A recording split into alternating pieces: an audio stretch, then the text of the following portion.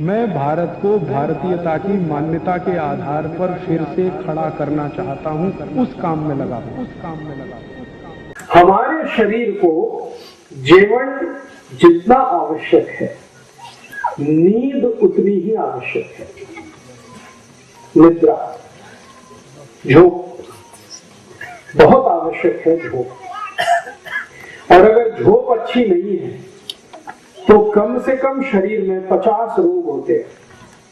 अगर झोप अच्छी नहीं है, जिनको भी अच्छी झोप नहीं है उनको सबसे पहला रोग शुरू होता है डोके दुखना, आंख दुखना, मांडी दुखना, कंधे दुखना।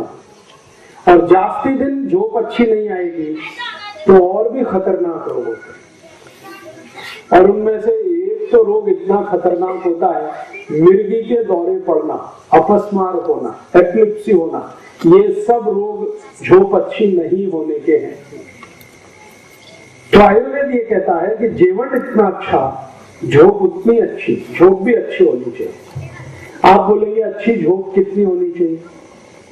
उसका नियम ये है कि आप अगर खेत में काम करते हैं, काश्तकार है, शेतकरी है, तो कम से कम आपकी झोप 7 से 8 तास होनी चाहिए।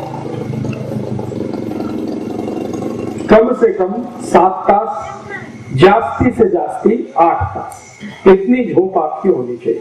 अगर खेत में काम करते हैं, काश्तकार है, शरीर का काम करते हैं। कोई लोग अगर मजदूरी करते हैं तो उनको भी 7 से 8 तास की झोप होनी ही चाहिए। शरीर का जितना ज्यादा मेहनत है उतनी ज्यादा झोप होनी चाहिए। और अगर खाली मानसिक काम करते हैं, दिमाग का काम करते हैं, पेन चलाते हैं, कागज पर लिखते हैं, जैसे बैंक में आप काम करते हैं, बैंक में शरीर का तो कुछ काम नहीं है, कुर्सी पर बैठे, मेज पर रजिस्टर, उसमें लिखना। तो ऐसे लोग जो शरीर का काम नहीं करते, जैसे टीचर है, क्लास में खड़े खड़े पढ़ाना है, या बैंक में काम कर रहे हैं, या तो किसी ऐसी कंपनी में काम कर रहे हैं जहां मेज कुर्सी पर भी बैठना पड़ता और कुछ नहीं, तो ऐसे लोगों की कम से कम झोप 6 तास होनी चाहिए, जास्ती से जास्ती 7 तास होनी चाहिए।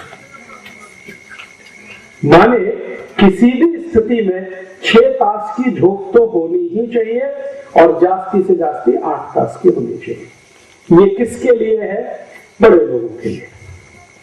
बड़े लोगों से मतलब जिनकी उम्र 60-70 साल से लेकर 25-30 साल के बीच में, उनके लिए।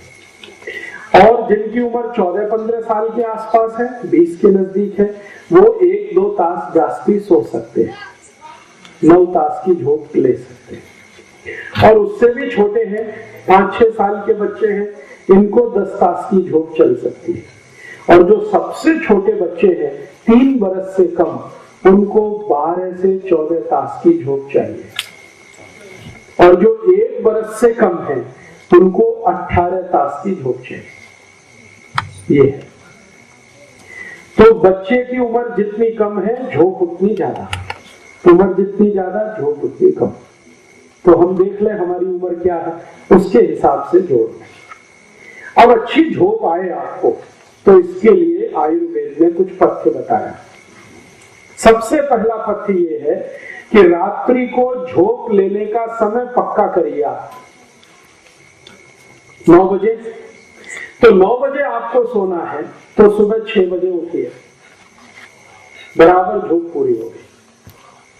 और अगर कुछ ज्यादा देर हो रही है तो 10 बजे सोइए, सुबह 7 बजे तो हर हालत में उठ जाइए। और 9 बजे के पहले सो सकते हैं 8 बजे, तो सुबह 5 बजे उठ जाइए। 7 बजे सो सकते हैं तो सुबह 4 बजे उठ जाइए। समय नक्की करिए। ये पहला सूत्र है। दूसरा नियम है, दूसरा सूत्र है कि आपको शाम को अच्छी झोप लेने की है, तो झोप लेने से कम 2 से 3 तास पहले आपका भोजन होना चाहिए। अगर 9 बजे झोप लेना है तो 6 बजे आपको भोजन खाना चाहिए। 10 बजे झोप लेनी है तो 7 बजे आपका भोजन हो जाना चाहिए।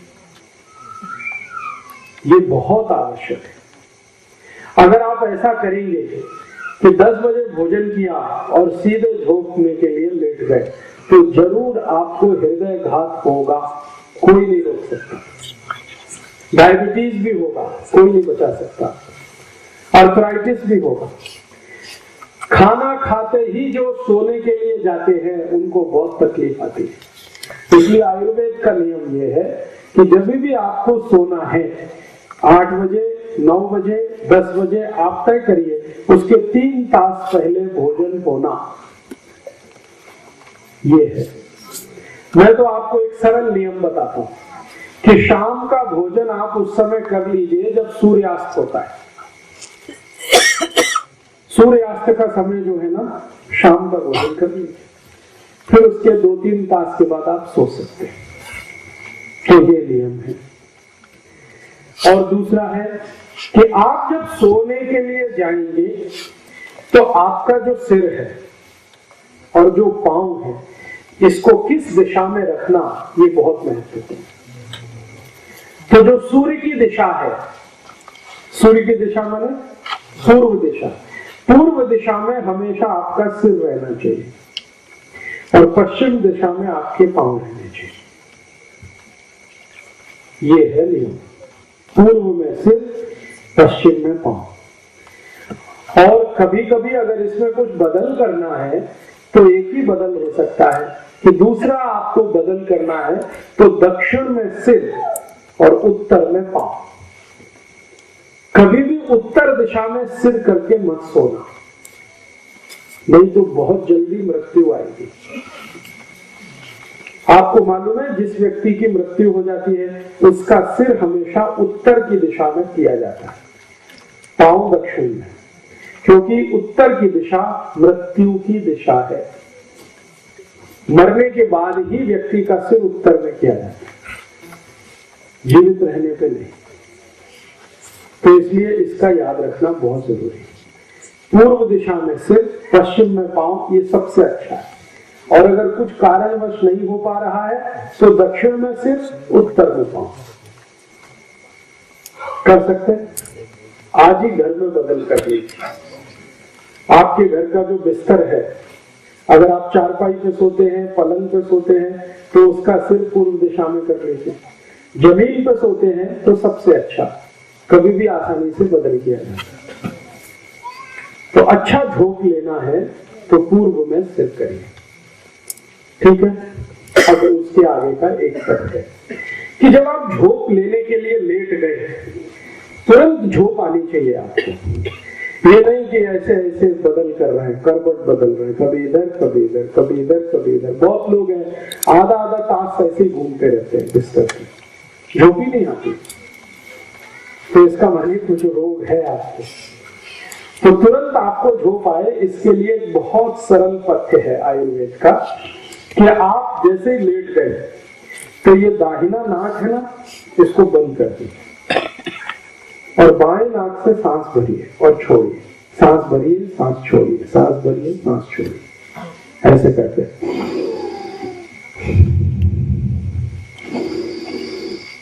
बस 2-3 मिनट अगर आपने ये करना शुरू कर दिया, बहुत अच्छी झोंक, 2-3 ही मिनट इसका असर होता है। फिर सो जाइए, फिर कोई हरकत नहीं। अब आप पूछेंगे कि भाई सोने का कैसे है? सीधा सोना, पेट के बल सोना, पीठ के बल सोना, ऐसे करवट में, ऐसे करवट में। तो रात्रि को जब सोना हो तो पीठ नीचे, पेट ऊपर, ऐसे ही सोना अच्छा होता है। अच्छी झोंक उसी में आती है। दोपहर को अगर आप सोना चाहते हैं भोजन के बाद, तो हमेशा ये जो बायां हाथ है ना, लेफ्ट, क्या कहते हैं, दावा मराठी में, तो दावा बाजू आपको लेटना चाहिए दोपहर को, भोजन नंतर। तो दोपहर की झोंक लेनी है तो ऐसे करके लीजिए। रात्रि को दोनों हाथ फैला के सिर आसमान की तरफ, चेहरा आसमान की तरफ, पीठ के नीचे ऐसे सोना है। तो झोंक अच्छी आएगी, तो झोंक से होने वाले रोग कभी नहीं आएंगे, ठीक है। दोस्तों, सबसे पहले तो चैनल सब्सक्राइब करें, फिर लाइक, कमेंट और शेयर करें। और हाँ, हमारा एंड्रॉयड ऐप डाउनलोड करना ना भूलें।